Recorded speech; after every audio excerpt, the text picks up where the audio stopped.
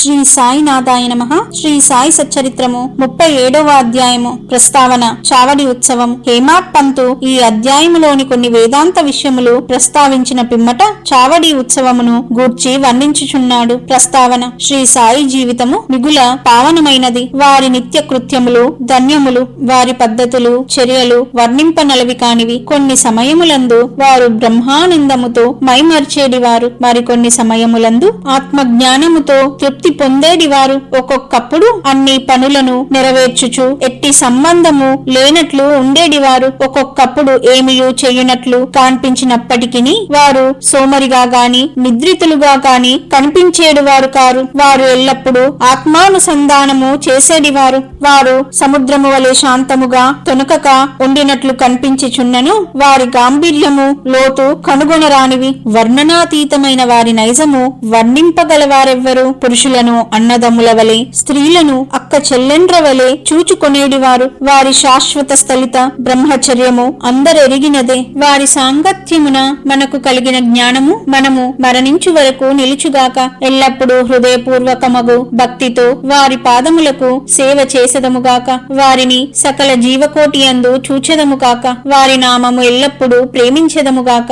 వేదాంత సంబంధమైన దీర్ఘోపన్యాసము చేసిన పిమ్మట హేమాడ్ పంతు చావడి ఉత్సవమును వర్ణించుటకు మొదలిడను. చావడి ఉత్సవము బాబా శయనశాలను ఇదివరకే వర్ణించి తిని. వారు ఒకనాడు మసీదులోను ఇంకొక నాడు చావడిలోను నిద్రించుచుండిరి. మసీదుకు దగ్గరలోని చావడి 2 గదులతో ఉండేడిది. బాబా మహాసమాధి చెందు వరకు ఒకరోజు మసీదులో ఇంకొక రోజు చావడిలో నిద్రించుచుండిరి. 1910 డిసెంబర్ 10వ తేదీ నుండి చావడిలో భక్తులు పూజాహారతులు జరుప మొదలడిరి. బాబా కటాక్షముచే దీనిని ఇప్పుడు వర్ణింతుము. చావడిలో నిద్రించు సమయము రాగా భక్తులు మసీదులో గుమ్మికూడి కొంతసేపు మండపములో భజన చేసేడివారు. భజన బృందము వెనుక రథము, కుడివైపు తులసి బృందావనము, ముందర బాబా, వీని మధ్యన భజన జరుగుచుండెను. భజన యందు ప్రీతిగల స్త్రీ పురుషులు సరైన కాలమునకు వచ్చుచుండిరి. కొందరు తాళములు, చిడతలు, మృదంగము, కంజిర, మద్దెలలు పట్టుకొని భజన చేయుచుండేడివారు. సుదంటు రాయివలే సాయిబాబా భక్తులందరినీ తమ వద్దకు ఈడ్చుకొనేడివారు. బయట బహిరంగ స్థలములో కొందరు డివిటీలు సరిచేయుచుండిరి. కొందరు పల్లకిని అలంకరించుచుండిరి. కొందరు బెత్తములను చేత ధరించి శ్రీ సాయినాథ మహారాజ్ కి జై అని కేకలు వేయుచుండిరి. మసీదు మూలలు తోరణములతో అలంకరించుచుండిరి. మసీదు చుట్టూ దీపముల వరుసలు కాంతిని వెదజల్లుచుండెను. బాబా గుర్రము శ్యామకన్న సజ్జితమై బయట నిలుచుండును. అప్పుడు తాత్యాపాటీలు కొంతమందిని వెంట పెట్టుకుని వచ్చి బాబాను సిద్ధముగా ఉండుడని చెప్పేడివాడు. బాబా నిశ్చలముగా కూర్చున్నేడివారు. తాత్యా పాటీలు వచ్చి బాబా చెంకలో చెయ్యి వేసి లేవనెత్తుచుండెను. తాత్యా బాబాను మామా అని పిలిచేడివారు. నిజముగా వారి బాంధవ్యము మిక్కిలి సన్నిహితమైనది. బాబా శరీరముపై మామూలు కఫిని వేసుకొని చెంకలో సటకా పెట్టుకొని చిలుమును పొగాకును తీసుకొని పైన ఉత్తరీయము వేసుకొని బయలుదేరుటకు సిద్ధపడుచుండిరి. పిమ్మట తాత్యా జలతారు షెల్లాను బాబా ఒడలిపై వేసేడివారు. అటు పిమ్మట బాబా తన కుడి పాదము బొటన వేలుతో దునిలోని కట్టెలను ముందుకు త్రోసి కుడి చేతితో మండుచున్న దీపము నార్పి చావడికి బయలుదేరేడివారు. అన్ని వాయిద్యములు మ్రోగేడివి. మతాబా మందు సామానులు అనేక రంగులు ప్రదర్శించుచు కాలేడివి. పురుషులు స్త్రీలు బాబా నామము పాడుచు మృదంగము వీణుల సహాయముతో భజన చేయుచు ఉత్సవములో నడుచుచుండిరి. కొందరు సంతసముతో నాట్యమాడుచుండిరి. కొందరు జెండాలను చేత పట్టుకొనిచుండిరి. బాబా మసీదు మెట్లు పైకెక్కి రాగా బాల్దారులు శ్రీ సాయినాథ్ మహారాజ్ కి జై అని కేకలు పెట్టుచుండిరి. బాబా కిరుపక్కల చామరములు మొదలగునవి పట్టుకొని విసురుచుండిరి. మార్గమంతయు అడుగులకు మడుగులు పరిచేడువారు. వానిపై బాబా భక్తులకెల్తతో నడిచేడువారు. తాత్యా ఎడమ చేతిని, మహల్సాపతి కుడి చేతిని, బాపు సాహెబ్ జోగ్ శిరస్సుపై ఛత్రమును పట్టుకొనేడివారు. ఈ ప్రకారముగా బాబా చావడికి పయనమగుచుండెను. బాగుగాను పూర్తిగాను అలంకరించిన ఎర్రగుర్రము శ్యామకర్ణ దారి తీయుచుండెను. దాని వెనుక పాడేడువారు, భజన చేయువారు, వాయిద్యములు మ్రోగించువారు, భక్తుల సమూహము ఉండేడిది. హరినామ స్మరణతోనూ బాబా నామస్మరణతోనూ ఆకాశము బ్రద్దలగునటులా మారుమ్రోగుచుండెను. ఈ మాదిరిగా శోభాయాత్ర మసీదు మూల చేరుసరికి ఉత్సవములో పాల్గొని వారందరూ ఆనందించుచుండిరి. ఈ మూలకు వచ్చేసరికి బాబా చావడి వైపు ముఖము పెట్టి నిలిచి ఒక విచిత్రమైన ప్రకాశముతో వెలిగేడివారు. వారి ముఖము ఉదయ సంధ్య వలె లేదా బాలబాణుని వలె ప్రకాశించుచుండెను. అచట బాబా ఉత్తరము వైపు ముఖము పెట్టి కేంద్రీకరించిన మనసుతో నిలిచెడివారు. వారెవ్వరినో పిలిచినట్టులా కనిపించేడిది.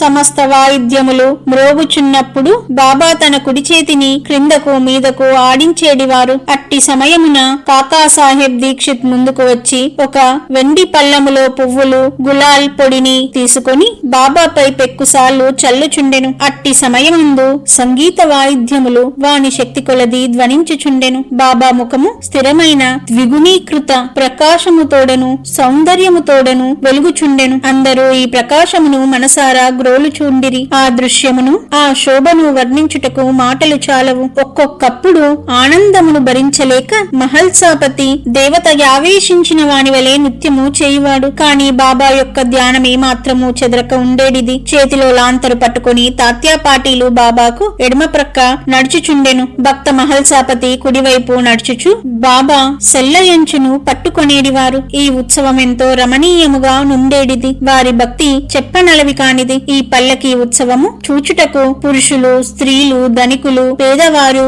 గుమ్మిగూడుచుండిరి. బాబా నెమ్మదిగా నడుచుచుండెను. భక్తి ప్రేమలతో భక్త మండలి బాబాకు ఇరుప్రక్కులా నడుచుచుండేడివారు. వాతావరణమంతయు ఆనందపూర్ణమై ఉండగా శోభాయాత్ర చావడి చేరుచుండెను. ఆ దృశ్యము ఆ కాలము గడిచిపోయినవి. ప్రస్తుతము కాని ఇక ముందు కాని ఈ దృశ్యమును గనలేము. అయినను ఆ దృశ్యమును జ్ఞప్తికి తెచ్చుకొని భావన చేసినచు మనసుకు శాంతి తృప్తి కలుగును. చావడిని బాగుగా అలంకరించుచుండిరి. దానిని తెల్లని పైకప్పుతోనూ నిలువటద్దములతోనూ అనేక రంగుల దీపములతోనూ వ్రేలాడగట్టిన గాజు బుడ్డీలతోనూ అలంకరించుచుండిరి. చావడి చేరగని తాత్యా ముందు ప్రవేశించి ఒక ఆసనము వేసి బాలీసు నుంచి బాబాను కూర్చుండబెట్టి మంచి అంగరక తొడిగించిన పిమ్మట భక్తులు బాబాను 1000 విధములు పూజించుచుండిరి. బాబా తలపై తురాయి కిరీటమును పెట్టి పువ్వుల మాలలు వేసి మెడలో నగలు వేయుచుండిరి. ముఖమునకు కస్తూరి నామమును మధ్యను బొట్టును పెట్టి మనస్ఫూర్తిగా బాబా వైపు హృదయానందకరముగా చూచేడివారు. తలపై కిరీటము అప్పుడప్పుడు తీయుచుండేడివారు. లేనిచో బాబా దానిని విసిరివైచునని వారి భయము. బాబా భక్తుల అంతరంగమును గ్రహించి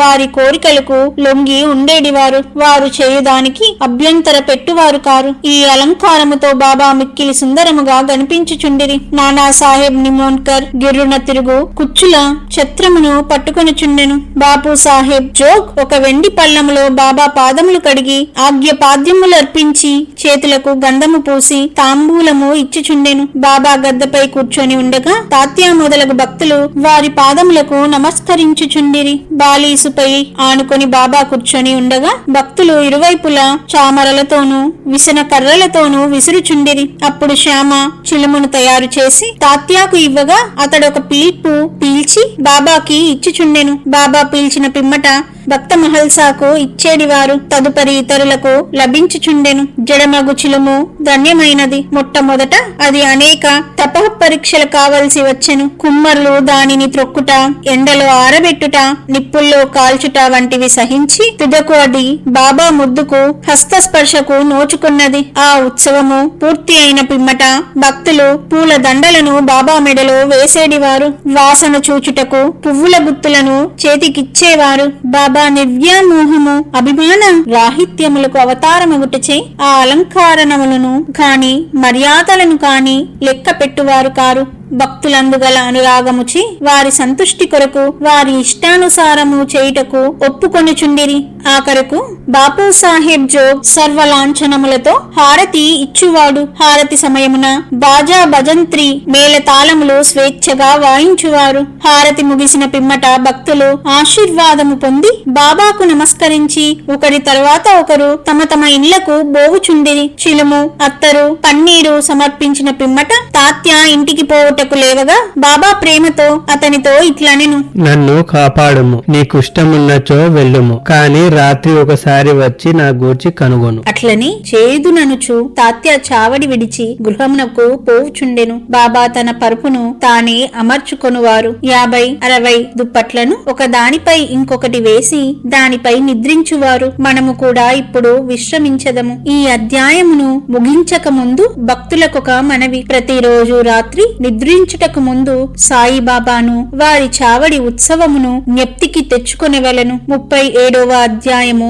సంపూర్ణము. సద్గురు శ్రీ సాయినాథార్పణమస్తు. శుభం భవతు. 5వ రోజు పారాయణము సమాప్తము.